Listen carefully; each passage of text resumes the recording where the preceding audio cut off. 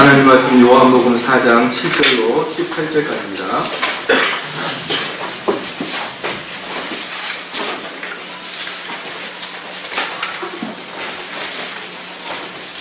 요한복음 4장 7절로 18절 말씀까지입니다. 사마리아 여자 하나가 물을 길러 왔음에 예수께서 물 좀 달라 하시니 이는 제자들이 먹을 것을 사러 동네에 들어갔음이로라. 사마리아 여자가 가로되 당신은 유대인으로서 어찌하여 사마리아 여자 나에게 물을 달라 하니까 하니 이는 유대인이 사마리아인과 상종치 아니함이더라. 예수께서 대답하여 가라사대 네가 만일 하나님의 선물과 또 내게 물 좀 달라 하는 이가 누구인 줄 알았다면 네가 그에게 구하였을 것이요 그가 생수를 내게 주었으리라. 여자가 가로되 주여 물 기를 그릇도 없고 이 물은 깊은데 어디서 이 생수를 얻게 삼나이까. 우리 조상 야곱이 이 우물을 우리에게 주었고 또 여기서 자기 아들과 짐승이 다 먹었으니 당신이 야곱보다 더 크니이까.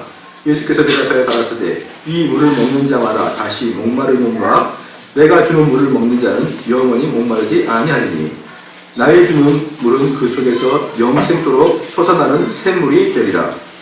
여자가 가로되 주여 이런 물을 내게 주사 목마르지도 않고 또 여기서 물 길러 오지도 않게 하옵소서. 가라사대 가서 네 남편을 불러오라. 여자가 대답하여 가로되 나는 남편이 없나이다. 예수께서 가라사대 네가 남편이 없다는 말이 옳도다. 내가 남편 5이 있으나 지금 있는 자는 내 남편이 아니니 내 말이 참되도다. 아멘. 성가대 찬양 있겠습니다.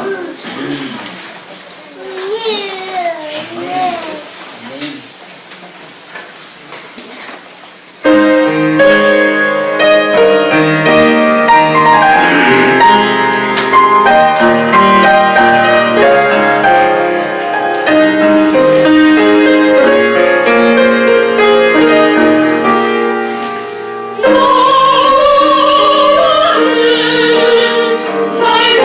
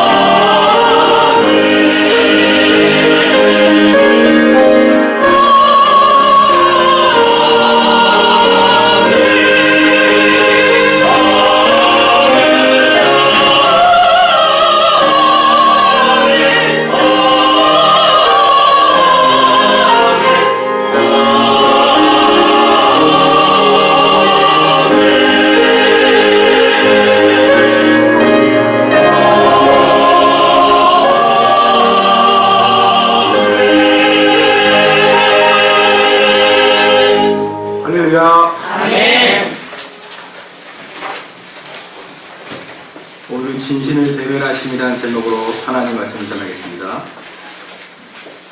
우리 한국 민족은 진짜 목마름이 뭔지를 잘 모릅니다. 왜냐하면 우리는 목마름 때문에 고통을 많이 당해보지 않기 때문에 그렇습니다. 사방지천에 물이 깔려 있습니다. 그래서 땅을 파면 어떤 땅이든지 물이 나옵니다. 그게 한국의 지형의 특성이에요. 그러나 물이 없어서 죽을 수도 있는 중동에서의 목마름과 여러분이 목마를 때 목마르다 물 좀 마시자, 이건 전혀 천지 차이가 이 말입니다. 저희가 초등학교 때 여름방학 때로 생각합니다. 학교 운동장에서 열심히 축구를 하다가 목이 너무너무 마르는데 언제든지 수도가가 있기 때문에 우리 어린이 학생들은 신나게 축구를 찾습니다. 그리고 전반 후반 끝나고 너무너무 타는 목으로 수도가로 달려갔는데 방학 때라 절수를 했습니다. 아무리 돌려도 한 방울도 안 나오는 것이죠. 그렇다고 초등학생이 주머니에 돈이 있어서 콜라를 사 먹을 수가 있겠습니까? 그때, 지금도 그때가 생각나는데 거의 죽을 것 같더라고요. 그런데 이런 목마름과 상대가 안 되는 것은 바로 중동의 목마름입니다. 그래서 중동에서의 그 갈증이라는 것은 생명과 직결되어 있는 것입니다. 오늘 본문 말씀에서 바로 예수님께서 이 목마름을 통해서 사건에 접근하고 있습니다. 요단에서 갈릴리로 가는데 중간에 사마리아는 지역이 있습니다. 그런데 유대인들은 잘 아시다시피 이 사마리아로 지나가고 싶지 않아서 요단 동편 베레아를 통해 갈릴리 건너편 골짜기 북쪽으로 갈릴리를 들어가는 거예요. 사마리아를 들어가고 싶지 않기 때문에 그렇습니다. 그런데 예수님께서는 오늘 지난주 본문이지만 4장 4절에 사마리아로 통하여야겠다 하겠는지라 이렇게 말씀하시고 의도적으로 사마리아 성으로 들어갑니다. 그리고 그곳에 들어가서 다음날 정오쯤 사마리아라는 곳에 수가라는 마을에 도착했었고, 그 수가라는 마을에는 야곱이 파는 우물이 있습니다. 예수님께서 그 우물가에 정오 정도에 앉아 계셨습니다. 예수님께서는 쉬고 계셨습니다. 그래서 예수님은 특별히 사마리아를 들어가는 이유는 그 수가성에 있는 이 여인을 만나기 위해서 들어온 것입니다. 그래서 예수님은 그곳에서 여인이 오기를 기다리고 있었습니다. 그러나 예수님도 역시 인간의 몸이기 때문에 역시 여전히 목마르고 있었습니다. 그래서 이 여인이 올 때 물을 달라고 예수님은 요청했습니다. 그런데 이것은 놀랍게도 뭐가 오버랩이 됐냐 그러면 예수님이 마지막 십자가에 돌아가실 때 정오 즈음에 예수님께서 내가 목마르다 라는 이야기하고 아주 오버랩이 되는 것이죠. 예수님은 한 명의 영혼을 건지기 위해서 사마리아로 들어가셨고 목마르고 갈증이 탈 정도로 구원할 영혼들을 찾으러 다니셨고, 또한 예수님의 사역 마지막에 십자가에 돌아가시면서 목마를 정도로 온 사람을 구원시키기 위해서 예수님은 철저히 자기를 헌신했습니다. 우리 성도들도 생각을 해야 됩니다. 우리가 한 영혼을 구원하기 위해서 얼마나 목마르고 있는지를 다시 한번 되돌아봐야 되는 것이에요. 내가 목마르고 갈증이 나고 죽을 것 같은 심정으로 구원할 자를 찾으러 다니느냐 이 말입니다. 예수님은 이런 갈증을 통해서라도 사람을 찾기 위해서 이렇게 수가성으로 들어왔습니다. 그럼 이제 수가성 여인을 보겠습니다. 유대인들은 사마리아를 경멸했습니다. 그럼 사마리아인들은 유대인을 어떻게 생각했을까요? 유대인들은 사마리아를 경멸하고 사마리아인들은 유대인을 어떻게 생각했을까요? 역시 거기도 경멸하고 말도 붙이기 싫은 존재인 것입니다. 그래서 이 여인이 우물가에 갔더니 유대인 남자 한 명이 앉아있는 것입니다. 그냥 알 수 있습니다. 유대인들은 옷이 틀리기 때문에. 그래서 아마 이 여인은 그 사람하고 말도 붙이고 싶은 생각이 없었을 것입니다. 그런데 예수님께서 한 가지 부탁을 한 것입니다. 물을 달라는 것이에요. 그러니까 이 여인은 퉁명스럽게 뭐라고 합니까? 9절 말씀 같이 한번 읽겠습니다. 시작. 사마리아 여자가 가로되 당신은 유대인으로서 어찌하여 사마리아 여자 나에게 물을 달라 하느니까 이는 유대인이 사마리아와 상응치 아니하리로다. 그러니까 이 여인은 이 유대인 남자 이 사람하고 말도 섞고 싶지가 않다는 것입니다. 말도 섞고 싶지가 않다는 것이에요. 그래서 우리 사랑하는 성도 여러분, 우리가 전도할 때 우리가 말도 붙이고 싶지 않는 상대하고도 전도하시는 예수를 보셔야 되는 것입니다. 특별히 말도 붙이고 싶지 않는 그 사람을 우연히 만난 게 아니라 의도적으로 찾아가서 만나시는 예수님입니다. 예수님께서 물을 달라고 하자 이 여인은 예수님하고 말을 붙이고 싶지 않다는 뜻으로 퉁명스럽게 이야기합니다. 그럴 때 예수님께서는 이 여인에게 생명수를 주겠다, 생명수를 주겠다고 호기심을 자극합니다. 그 생명수는 핵심이 뭐냐면 그녀 속에서 영원하도록 솟아나는 생명수라는 것이에요. 밖에서 솟아나는 게 아니라 그 여자 안에서 영원토록 솟아나는 샘물이라는 것입니다. 자, 이 원리는 항상 같습니다. 항상 먼저 누가 접근하는 것입니까? 예수님이 접근하는 것이에요. 그 자리에 예수님과 이 여인이 같이 있어도 예수님이 먼저 접근하지 않으면 여인은 예수님께 접근하지 않는 것입니다. 하나님께서 지금 이곳에 있을지라도 하나님이 우리에게 접근해 오지 않으면 우리 인간은 하나님께 접근할 수 있는 방법이 아무것도 없습니다. 아무리 하나님이 앞에 있을지라도 우리는 그분이 하나님인지 누군지 알아볼 수가 없습니다. 하나님이 먼저 접근하는 것입니다. 이건 기독교의 영원한 진리인 것입니다. 먼저 예수님이 다가가시는 것이죠. 그래서 예수님께서 생명수를 주겠다 그랬는데 이 여인은 그걸로 말장난을 합니다. 11절에 한번 읽겠습니다. 시작. 여자가 가로되 주여 물을 그릇도 없고 이 우물을 깊은 데서 어디서 생수를 얻겠습니까? 어디서 그런 걸 얻으려 그럽니까? 이건 진짜 여자가 궁금해서 묻는 게 아니라 비아냥거리는 것입니다. 그 여인은 이 동네 잘 알고 있기 때문에 이 동네에서 우물을 팔 수 없다는 것을 알고 있습니다.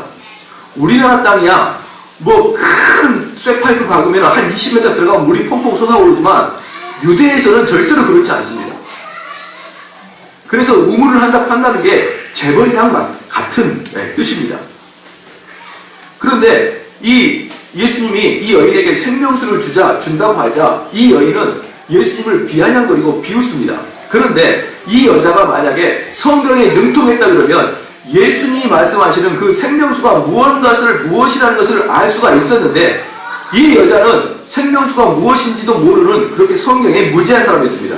왜냐하면 구약에 이사야서 12장 3절 보니까 그러므로 너희가 기쁨으로 구원해 우물들에서 물을 기르리로다. 시편 42편 1절 보니까 하나님이여 사슴이 씹음을 찾기에 갈급한 같이 내 영혼이 주를 찾기에 갈급하나이다. 에레미야 2장 13절에 내 백성이 두 가지 악을 행하였나니 곧 생수에 군원되는 나를 버린 것과 스스로 웅덩이를 판 것인데 그것은 물을 저축지 못할 터진 웅덩이니라. 이사야서 44장 3절 말씀에 대전 내가 가난 자에게 물을 줄 것이요. 이사야 55장 1절 말씀에 너희 목마른 자들아 물로 나오라. 돈 없는 자도 오라. 와서 사먹되 돈 없이 값없이 와서 포도주와 젖을 사라. 구약에서는 끊임없이 하나님을 생수의 물로 표현하고 있다 이 말입니다. 생수의 물로 표현했고 구약에서는 그 하나님께 직접 나와서 해결하지 않으면 그 갈증은 풀 수가 없다라고 구약에서 계속 이야기합니다. 그래서 예수님께서 이 여인에게 내가 너에게 영원히 목마르지 않는 생수를 주겠다 그러면 이 여인은 성경에 능통했으면 그게 대충 무슨 뜻인지는 알 겁니다. 그런데 이 여인은 예수님을 비아냥거리고 있었던 것입니다. 사랑하는 성도 여러분, 우리의 궁극적인 갈증은 하나님 만나지 않으면 해결이 안 된다고 어거스틴이 그렇게 이야기했습니다. 우리의 궁극적인 갈증. 또 하나 14절에 보니까 내가 주는 물을 먹는 자는 영원히 목마르지 아니하리니 나의 주는 물은 그 속에서 영생하도록 솟아나는 샘물이라고 했습니다. 예수님께서 주는 그 샘물은 솟아나는 샘물입니다. 자, 이게 무슨 뜻이냐 그러면 어떤 곳에 물 웅덩이가 있다고 칩시다. 그럼 물 웅덩이가 있으면은 그게 비가 와서 물이 찼는지 무슨 시냇물이 들어와서 물이 찼는지 모르겠지만 그곳에서는 모터로 물을 빼버리고 담을 쳐버리면 물이 안 들어옵니다. 조금씩은 들어올지라도. 그러나 그곳이 물이 차 있는데 알고 보니까 그걸 파보니까 거기가 샘이 솟는 곳이라고 하면은 전혀 문제가 달라집니다. 그 샘이 솟는 곳에서는 아무리 바위로 흙으로 덮어놔도 시간이 지나면 또다시 샘 솟는 것입니다. 예수님께서 주시는 그 물은 샘입니다. 샘. 그래서 우리 마음에 아무리 어떤 것을 막아볼지라도 시간이 지나면 다시 샘 솟는 것입니다. 할렐루야. 그게 성령의 역사인 것이에요. 그래서 절대로 오해하면 안 됩니다. 어떤 사람이, 어떤 청년이 하나님의 은혜를 듬뿍 맛보고, 야, 내가 너무 젊었는데 이 젊었을 때부터 종교에 귀하기에는 내가 젊음이 너무 아깝다. 그래서 내가 지금은 좀 종교적인 생활보다는 세속적인 생활을 즐기고 성공도 하다가 나중에 나이가 들면 이 기독교로 귀해야겠다라고 마음먹는 사람은 절대로 오산인 것입니다. 왜냐하면 하나님의 은혜를 한번 맛본 사람은 계속 샘솟듯이 솟아나야 되기 때문에. 그러니까 거기다가 돌로 쓰레기로 막아놔도 시간이 지나면 그 돌과 쓰레기를 뚫고 물이 새롭게 나오기 때문에 은혜 받은 성도들은 그 은혜를 결코 거절할 수가 없는 거예요. 할렐루야. 은혜를 거절할 수가 없는 거예요. 그러면 정말 이성적으로 정말 단호하게 은혜를 거절하고 은혜를 다음에 내가 나이가 더 들면 그 은혜의 자리에 나오고 지금은 나오지 않겠다 마음을 닫는 사람은 사실은 은혜를 받는 자가 아니라 이 말입니다. 은혜를 받는 자가 아니에요. 은혜를 받는 자는 어떤 어려움이 있어도 은혜의 자리는 사수하게 되어 있습니다. 그 마음이 여러분에게 있느냐 이 말입니다. 그 마음이 여러분에게 있느냐. 내가 좀 바쁘고 내가 좀 집중해서 공부할 시간이면 은혜의 자리를 똑같 띄워먹고 이게 끝나면 나오겠다. 이런 분들은 은혜가 있는 게 아니라 의무적으로 교회를 다니는 것이죠. 습관적으로 다니는 것이죠. 하지만 은혜가 있는 자는 계속 샘솟듯이 솟아나는 거예요. 할렐루야. 여기까지는 이제 오늘 본문의 배경인 것입니다. 그러면 이제 본격적으로 예수님께서 구원을 이루시는 면을 보겠습니다. 우리 기독교는 두 가지 면에 철저해야 됩니다. 첫 번째는 예수 그리스도 안에 있는 하나님을 발견해야 되는 것이죠. 할렐루야. 이게 중요한 것입니다. 하나님을 발견하면 안 되는 것이에요. 그냥 제가 한번 여러분에게 물어볼게요. 제가 엊그저께 어떤 분에게 물었습니다. 우리 기독교와 다른 종교의 차이가 무엇이냐 이렇게 물으니까 그분이 대뜸 하는 말이 뭐라고 했냐면 우리는 유일신이고 저들은 다신입니다. 그게 차이가 있습니다. 그래서 제가 그러느냐 그러면은 이슬람교는 뭐냐 아무 말도 못한다고. 그러면 유대교는 뭐냐 아무 말도 못해요. 당신은 혹시 우리 기독교가 말하는 하나님하고 유대인이 말한 야훼하고 이스라엘이 말한 알라가 똑같은 분인 거 알고 있느냐 모르느냐. 우리 이스라엘이 말하는 알라신하고 우리 하나님하고 같은 분입니까 틀린 분입니까? 예? 뭘 또 대답을 못해요. 50년 교회 다니셨으면서 알 때가 됐는데 아직도 모르셔요. 이슬람의 알라신과 우리 여호와 하나님이 같은 분입니까? 틀린 분입니까? 여요하지 말고 다시 한번 시작. 예, 우리는 100년을 예배를 다녀도 잘 모르는 것은 끝까지 모른다. 자, 우리가 한번 살펴볼게요. 이슬람이 어떻게 생겼죠? 이슬람이 누구로부터 생겼습니까? 아브라함 아들 이삭과 이스마엘. 할렐루야. 이삭과 이스마엘이 이슬람 됐죠? 이삭이 우리 그 기독교의 조상이 되지 않습니까? 그러면 이스마엘이 섬겼던 하나님과 이삭이 섬겼던 하나님이 같아요 틀려요? 띵동댕. 이슬람이 섬기는 알라와 우리 하나님과 똑같은 분이에요. 같은 분이에요. 왜 웅성웅성거리십니까? 그래서 여러분은 하나님께 직접 가면 안 되는 것입니다. 예수 그리스도를 통해서 가야 되는 거예요. 하나님 직접 만나고 그러면 이상한 사람인 것이에요. 알라신 이런 거예요.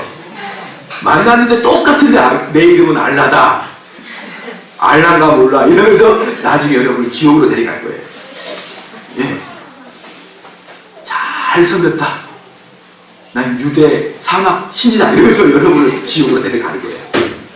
그러므로 우리 그리스도인들은 하나님께 직접 가거나 하나님하고 상통하는 게 아니라 예수 그리스도 안에서 하나님을 봐야 되는 거예요. 아멘. 할렐루야. 아멘. 이게 희한한 거지요. 이건 저도 잘 이해를 못하겠어요. 왜 이렇게 되는지.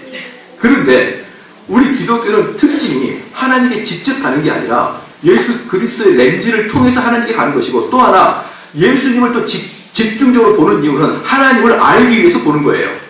그래서 우리 기독교는 가장 큰 목적이 하나님을 아는 것이고, 그 하나님을 알기 위해서 예수 그리스도를 아는 것입니다. 그게 기독교예요. 두 번째, 기독교는 무엇을 알아야 되냐 그러면 인간에 대한 계시, 즉 인간이 무엇인가를 분명히 알아야 됩니다. 따라합시다. 인간은 죄인이다. 이 두 개가 기독교의 핵심이에요. 기독교의 핵심은 이 두 가지가 핵심입니다. 그리스도 안에 있는 하나님, 그리고 인간은 죄인이다. 이 두 가지가 핵심이에요. 즉 인간은 자기가 죄인임을 명확히 대면하기 전에는, 자기가 죄인임을 명확하게 자기 자신과 스스로 대면하기 전에는 절대로 하나님께 안 갑니다. 이건 100%입니다. 인간이 자기 마음속에 조금이라도 소망이 있으면 절대로 하나님께 안 가는 게 인간의 특징입니다. 그러므로 기독교가 맨 먼저, 우리 성도들한테 목사가 맨 먼저 해야 될 게 뭐냐면 여러분들이 얼마나 나쁜 사람인가를 대면시켜줘야 되는 거예요. 스스로에게. 우리 인간이 얼마나 철저하게 썩었고 부패하고 죽을 존재인지, 희망도 소망도 가망도 없는 그런 존재인지를 철저하게 대면하게 시켜주는 게 목사의 가장 큰 임무라 이 말입니다. 물론 당연히 목사도 매일마다 그 죄의 대면에 서 있는 게 목사인 것입니다. 왜? 하나님 말씀을 대면하면 사사건건 이 말씀이 나를 찌르고 칼로 베고 그러는데, 하나님 말씀 앞에 대면하면 매일매일 나를 내 자신과 내 자신 속에 있는 죄악과 대면시키는 게 성경인 것이고, 그 목사는 그 대면한 것을 다시 여러분에게 알림으로써 여러분도 여러분 앞에 있는 스스로에 있는 죄악과 대면해야 되는 것입니다. 자기에게 소망이 조금이라도 있다고 발견된 사람은 결코 예수님께 두 손 들고 나오지 않습니다. 자기에게 소망이 있고 자기에게 가망이 조금이라도 있다고 생각하는 사람은 자기 스스로 이 고난과 환경을 이겨내려고 하는 경향이 너무너무 인간에게는 강하다는 것입니다.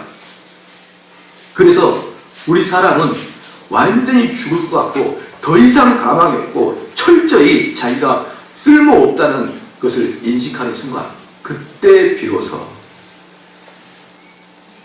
예수님께 시선을 돌려요. 마가복음 6장 17절에 건강한 자에게는 의원이 쓸데없고 병든 자에게야 쓸데있느니라. 예수님은 누가 예수님을 쓸데있게 여기냐? 자기가 병들어 죽을 것이라는 걸 확신하는 사람이, 그 사람만 예수님이 필요해요. 지나가는 의사선생님들, 백날 의사선생님 지나가 보십시오. 아프지 않으면 그냥 이웃집 아저씨예요. 아프지 않으면 이웃집 아저씨입니다. 그런데 아파 보십시오. 그 의사는 생명의 은인인 것이에요. 제가 지금 어금니 2개를 뺐어요. 뺀 지가 몇 년 돼가지고 이번에 임플란트를 심었습니다. 그런데 제가 이 어금니 2개를 뺄 때 왜 뺐냐? 장장 이틀 동안 이 통증 때문에 아무것도 못했습니다. 왜 이틀 동안이었냐면 제가 토요일날 오후부터 아팠거든요. 토요일날 오후, 그 다음에 주일날 이틀 동안 너무너무 아프다가, 얼마나 아팠으면 주일날 제가 그때 베들교회 전도사였는데 긁어보니까 뺀지가 10년이 되는데 세월이 이렇게 빠를 줄 몰랐어요. 엊그저께 뺀 줄 알았더니 그 10년이 넘었군요. 베들교회 있을 때 뺐습니다.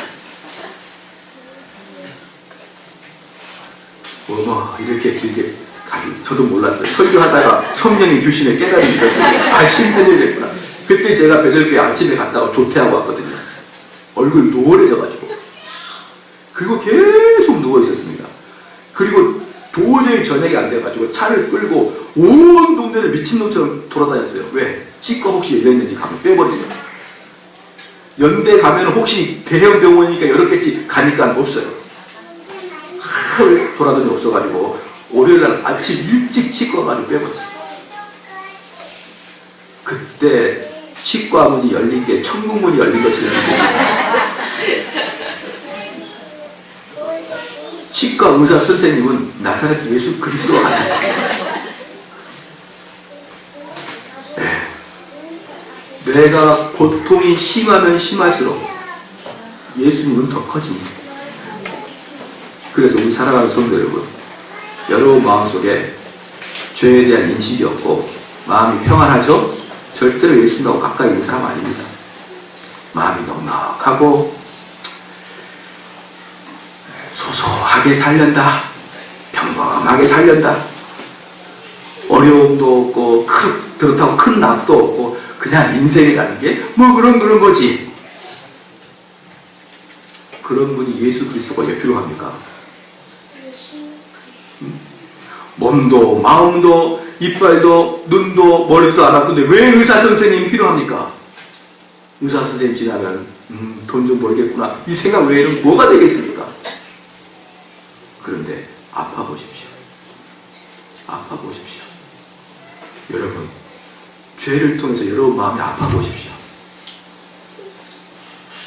그 죄를 통해서 내 마음이 찢긴 듯이 아프고 너무 고통스러우면 예수님밖에 없습니다. 아멘. 예수님밖에 없습니다.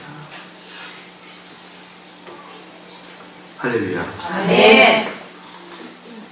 저희 개혁교회 목사님들 중에서 많이 오해받고 있는 게 우리 교회 목사님들은 사랑이 없다, 정이 없다 이렇게 이야기하는데, 사랑하는 성도 여러분, 목사가 여러분의 사랑 중 어떻게 되는 줄 아십니까? 어떻게 되는 줄 아십니까? 자꾸 목사만 의지해요. 어려움 있어 목사한테 상담하고. 근데 목사가 주인공 아니지 않습니까? 목사는 무엇을 해야 될까요? 여러분의 시선을 그리스도에게 돌리는 것이에요. 네. 할렐루야. 네. 그러면 여러분이 그리스도에게 시선을 돌리게 하려면 목사가 뭘 해야 될까요? 예? 송곳으로 찌르야죠. 요즘 김집사님 좀 넉넉하네? 아이고 하면서 예수님을 거듭 보는 거예요. 그래서요, 너무 넉넉하고 너그러운 목사님을 선호하지 마십시오. 원래 성품도 제가 그런 경향이 있지만 왜 더 이렇게 나가냐 그러면, 제가 성경을 계속 연구하다 보니까 목사의 사역은 우리 성도들을 그리스도에게로 집중시키는 건지 우리 성도를 저에게 집중시키는 게 아니라 이 말입니다. 네. 그래서 예수님께서 이 여인에게, 사마리아 여인에게, 예수님께서 사마리아 여인에게 구원을 주려고 왔는데, 이 여인이 구원을 주고 싶음에도 불구하고 예수님하고 농담 따먹기나 하고 있고 예수님하고 뭐 비아냥이나 거리고 있으니까 예수님이 이 여자 안 되겠다 싶은 겁니다. 그래서 15절 한번 읽겠습니다. 시작. 여자가 말하되 주여 이런 물을 내게 주사 목마르지 않고 또 내 귀를 잃어버리지 않게 하옵소서. 이 여자가 비아냥거린 것입니다. 그럼 그 물 저에게 주십시오. 이제 저는 절대로 목마르지 않게. 예수님께서 15절에다가 형광펜으로 밑줄 쫙 그으십니다. 이게 요한복음 4장 전체 핵심이에요. 가라사대 가서 내 남편을 불러오라. 예수님께서는 그 전까지 이 여인과 다정다감한 대화를 했습니다. 그런데 이 여자가 누굽니까? 남편이 5이나 있는 성적으로 아주 불량한 여자예요. 어쩌면 술집 여자일 수도 있고, 지금까지 5 남자를 지하비로 섬겼던 여자일 수도 있고, 또는 지금 현재 5 남자와 교제를 하고 있는 여자일 수도 있습니다. 근데 예수님께서 주목해 주십시오. 이게 요한복음 4장의 핵심이라니까요. 예수님께 그 여자한테 뭐라고 하냐면, 야, 가서 네 남편 데려와. 이게 지금 무엇을 이야기하고 있는 줄 아십니까? 야, 창녀 같은 년아. 이거예요. 예수님이 이 여자한테, 야, 넌 창녀야. 너 남편 데리고 와봐. 제가 예수님처럼 목회하길 바랍니까? 죄 짓고 있는 사람 찾아가가지고, 이 불량한 거사, 네가 그러고도 여자냐? 너가 그렇게 추한 짓을 저지르고도 네가 예수 믿는다고 교회 나오냐? 제가 예수님처럼 해보면 어떻게 될까요? 다 떠나요. 다. 그렇게 할 수 없어요, 저희들. 근데 예수님은 너는 장녀야. 여자한테 해야 될 이야기가 있고 하지 말아야 될 이야기가 있고, 사람들이 만나서 서로에게 에티켓이 있는 거 아닙니까? 예수님이 에티켓이고 뭣도 없습니다. 이런 술집 여자 같습니다. 그러니까 이 여자가 깜짝 놀랍니다. 깜짝 놀랍니다. 여자가 17절에 여자가 대답하여 가로되 나는 남편이 없나이다. 예수께서 가라사대 네가 남편이 없다 하는 말이 옳다. 너 맞아? 너 말 맞아? 18절 네가 남편 5이 있으나 지금 있는 자는 내 남편이 아니니 내 말이 참되더라. 그러니까 여자가 너무너무 놀래가지고 그 전까지를 예수님하고 농담도 안 먹게 하고 예수님하고 비아냥을 했던 사람이 17절 19절에 여자가 가로되 주여 내가 보니 선지자로다. 사랑하는 성도 여러분,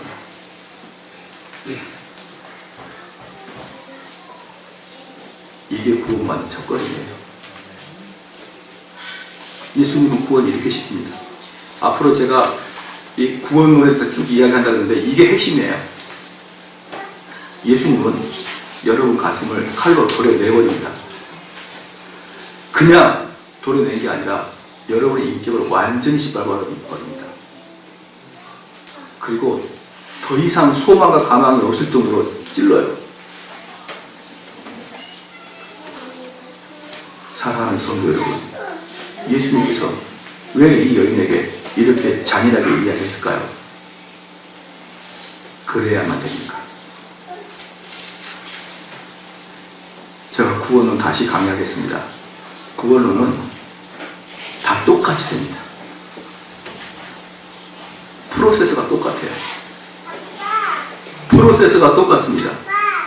제1단계 가슴으로 도려내는 것입니다.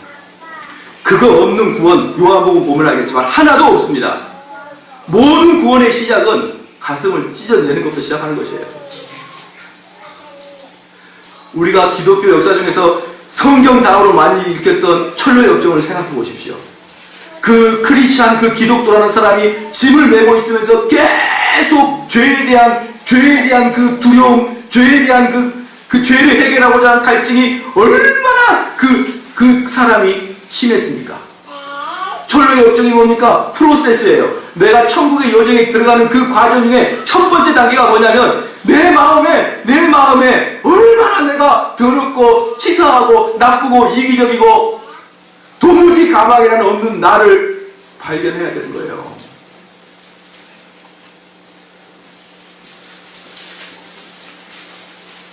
그거 없으면 안 돼요. 그거 없으면 안 됩니다. 그래서 이 여인은 그 아픔이 너무나 강해서 예수님의 대화를 좀 다른 곳으로 돌리려고 노력도 합니다. 4장 20절 말씀 한번 읽겠습니다. 시작.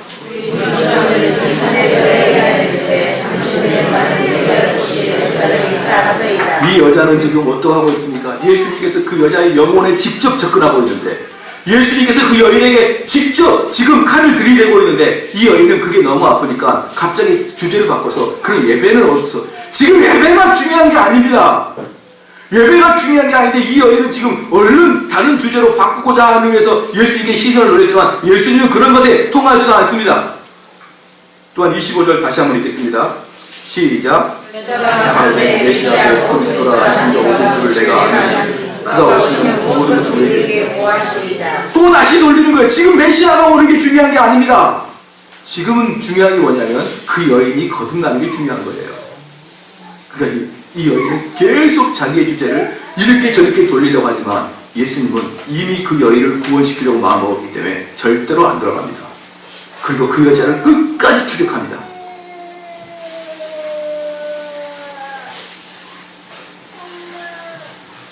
사랑하는 성도 여러분, 예수님은 그 여인을 보고 다 알았어요. 왜냐하면 히브리서 4장 13절에 이렇게 나타났습니다. 지으신 것이 하나라도 그 앞에 나타나지 않음이 없고 오직 만물이 우리를 상관하시는 자의 눈앞에 벌거벗이 드러납니다. 아무리 감추어도 하나님 앞에서 예수님 앞에서 다 드러나더라. 아멘. 할렐루야. 아멘. 인간의 죄는 제일 심각한 문제입니다. 그래서 우리는 그 죄를 매일 묵상해야 되는 거예요. 여러분 마음에 평안하고 마음에 그냥 넉넉하고 그러지 말기를 축원합니다. 죄를 계속 대면해야 되는 거예요. 계속 대면해야 되겠습니다. 그리고 그것을 매일 묵상해야 되고, 왜냐하면 우리는 그 죄를 사랑해서가 아니라 그 죄라는 것을 잠깐 묵상하지 않으면 그 죄는 언제든지 나를 덧입혀 먹어버리는 것이에요. 어저께 제가 그 뉴스를 보니까 세계적인 이마하고 치료 상담자 하빌 핸드릭슨이 한국에 왔다 그래가지고 뉴스 기사에 나왔던데 그 사람이 뭐라고 했냐면 왜 불륜을 저지릅니까? 그랬더니 불륜은 배우자가 자신의 상처를 해결해 줄 것이라고 믿었는데 불륜은 배우자가 자신의 상처를 해결해 줄 것이라고 믿었는데 예상대로 되지 않을 때 실망하고 다른 상대를 찾는 것이다. 보통은 자신이 우울할 때 배우자가 아닌 다른 사람이 요즘 무슨 일이 있냐고 묻기 시작하고 고민을 나누다가 사랑을 느끼게 된다. 결혼 생활에서 느끼지 못한 안정감이나 따뜻함을 통해 자신이 살아있다는 것을 느끼는 것이다. 그렇게 되면 부부관계의 에너지가 바깥으로 새게 된다. 그러나 불륜 상대와 마음을 나누더라도 시간이 지나면 문제가 똑같아진다. 불륜 또한 상처에 대한 반응이기 때문이다. 어린 시절의 상처를 치료하지 못하면 불륜 상대와도 같은 문제가 생긴다. 불륜을 뭐라고 이야기하냐면 남편에게 사랑을 기대했는데 그 남편이 만족할 만한 사랑과 대화를 해주지 않으니까 이 에너지가 밖으로 쏟아나간다. 이걸 불륜이라고 했다. 천만의 말씀입니다. 불륜은 죄 때문에 생기는 거예요. 제발 남 핑계하지 마십시오. 뭐 남편이 그 여자랑 하루 종일 앉아가서 무슨 대화를 나눌 거예요? 할 말도 없어요. 근데 그 마음의 죄가 정욕으로 불릴 때 일어나니까 그 마음을 정욕 못하고 가서 불륜을 저지른 거지. 뭔 남편이 대화를 안 해주고 간다고 합니까? 이런 식으로 죄를 오해하지 말라 이 말입니다. 자기를 감추고 자기한테 포장 씌우고 내가 왜 이렇게 해? 내가 타락했는지 아느냐? 그 이유는 누구 때문이냐? 이렇게 남 핑계하지 마시고 너 안에 있는 죄를 직면하라 이 말이에요. 아무리 좋은 남편, 아무리 좋은 아내 갖다 놔도 그 마음에 죄 있는 사람들은 또 죄 짓습니다. 아담과 하와가 왜 죄를 짓죠? 아담과 하와는 완벽한 조건에서도 죄를 짓습니다. 너무 일을 많이 안 해도 되고 온갖 곡물이 있고 온갖 자연에서 살아가도 죄 짓습니다. 그게 인간이에요. 그런데 뭐 불륜이 뭐 남편과 대화가 부족해서요? 네, 하빌 핸드릭스 이 사람 찾아가지고 한마디 하려다가 영어가 안 돼서 제가 참았어요. 그건 당신이 죄를 직면하지 못하는 것이다. 어디서 쓰잘데기 없는 이야기를 했사냐? 근데 이게 영어로 안 되는 거예요. shut up! 막 이렇게 하려다가 뭐 있어야 되는데 안 돼. 제가 참았어요. 인간은 상처 때문에 죄 짓는 거 아닙니다. 인간은 외로워서 죄 짓는 거 아닙니다. 인간은 죄 때문에 죄 짓는 거예요. 원래 죄인이기 때문에 그 죄를 좋아하는 겁니다. 전라도 목포 사람이 홍어를 좋아하듯이 그 썩은 털타람이 그 암모니아 냄새가 그렇게 좋듯이 우리 죄인은 죄를 좋아하는 거예요. 변명 따위는 하지 마십시다. 갈라디아서 3장 22절에 성경이 모든 것을 죄 아래 가두었으니 이는 예수 그리스도를 믿음으로 말미암아 약속을 믿는 자들에게 주려 함이니라. 성경이 그렇습니다. 모든 사람을 죄 아래 가두었답니다. 다시 한번요. 모든 사람을 죄 아래 가두었다 그럽니다. 무슨 말이냐 그러면 모든 사람을 죄로 목을 꽉 쥐어서 그냥 숨도 못 쉬게 모든 사람을 죄 아래 가두었습니다. 왜요? 왜? 그 다음에 이는 예수 그리스도를 믿음으로 말미암는 약속을 믿는 자들에게 주려 하니. 바울은 모든 믿는 자를 다 죄인 취급하고 완전히 죄로 짓밟아 버립니다. 바울은 왜? 그들에게 구원을 주기 위해서. 할렐루야. 아멘. 사랑하는 성도 여러분, 여러분 죄책감 큽니까? 아니면 난 죄가 있어. 그래서 죄인의 여자들 기도할 때는 아무 소리도 안 하고 교회에 대해서 울고만 가더라. 그 사람이 진짜 자기가 죄인임을 알고 있는 사람이지. 아이고 죄를 용서해 주세요. 아이고. 자기가 사랑하는 아들이 죽었는데 아이고 아들아 아이고 내가 너를 돌봤어야 했는데 못 돌봐서 미안하다. 그렇죠.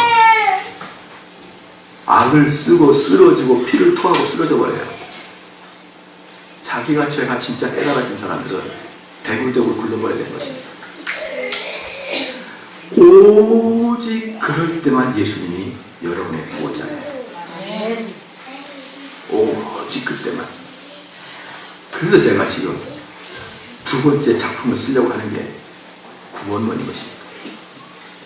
왜냐하면 저는 구원론을 잘 발견해낼 수가 없거든요. 개혁주의 구원론이 사장이 되어버렸거든요. 기독교는 시작할 때 하나님은 당신을 사랑하신다 이걸로 시작하는 게 아니에요. 기독교는 내 죄의 직면입니다. 여기서 예수님께서 사마리아 여자에게 정말 재밌는 게 무엇입니까? 예수님께서는 사마리아 여인에게 절대로 나는 너를 사랑한다 이것도 시작을 안 하는 것이에요. 너를 사랑한다. 너가 지금 얼마나 많은 상처를 받았기 때문에 이런 술집 여자를 하고 있느냐. 너는 어릴 때부터 얼마나 상처를 많이 받았냐. 너는 교육을 받지 못해서 어쩔 수 없이 이 길에 갔지 않느냐. 절대로 위로 안 합니다. 위로 그만하십시오. 그냥 너는 죄인이다. 찌른 다음에 마지막에 사마리아 여인이 어떻게 변했습니까? 춤을 추고 나갔습니다. 쓸데없는 위로한다고 하지 마십시오. 쓸데없이 위로한다고 하지 마십시오. 쓸데없이 치료한다고 하지 마십시오. 그 사람 나갈 때 또다시 우울하고 나갑니다. 근데 예수님은 처음부터 그 사람을 단칼에 베어버렸어요. 그랬더니 마지막에, 사자 마지막에 그 여인은 춤을 추면서 구원 얻어서 나가는 거예요. 할렐루야. 아멘. 그래서 저는 우리 교회에서 제일 싫은 게 내적 치유입니다. 내적 치유는, 내적 상담은 정확하게 하면 괜찮은데 거의 대부분 사람들을 위로해 줍니다. 괜찮아. 괜찮아질 거야. 다 좋아질 거야. 아니에요. 그렇지 않습니다. 그건 기독교와 반대로 나가는 것입니다. 기독교는 우리 성도들이 진정으로 눈에서 피눈물이 나올 정도로 여러분에게 회개의 징표가 보여야 되는 거예요. 그때 목사님이나 상담사나 누가 괜찮아 이야기 안 해도 하나님은 또 직접 괜찮아 소리 듣습니다. 할렐루야. 아멘. 그래야 되는 거예요. 그게 교회입니다. 저는 이걸 하고 싶어서 요한복음 처음부터 이야기를 너무너무 하고 싶었어요. 그래서 앞으로 어떻게 이들이 이런 식으로 구원을 받는지 한번 보기를 바라는 거예요. 삭개오 보십시오. 삭개오 구원 받습니까? 안 받습니까? 삭개오 구원 받습니다. 그때 삭개오에게 예수님이 삭개오야 하나님은 너를 사랑한다 이야기하지 않습니다. 무슨 말을 했는지 몰라도 삭개오가 정신 차려서 이렇게 얘기합니다. 내가 몇 배나 받겠습니다? 4배나 받겠습니다. 뭐한 것들에 대해서. 토색하는 거에서 4배나 받겠습니다. 근데 삭개오는 주 업무가 뭡니까? 토색하는 거예요. 삭개오는 4배 갚았을 때 집 다 거둘랍니다. 도대체 예수님이 삭개오에게 뭔 말을 했길래 삭개오가 그렇게 변해버립니까? 아마 분명히 성경에 나와 있지 않지만 삭개오한테 계속 죄를 책망했을 것입니다. 그래서 삭개오는 미쳐버리는 거예요.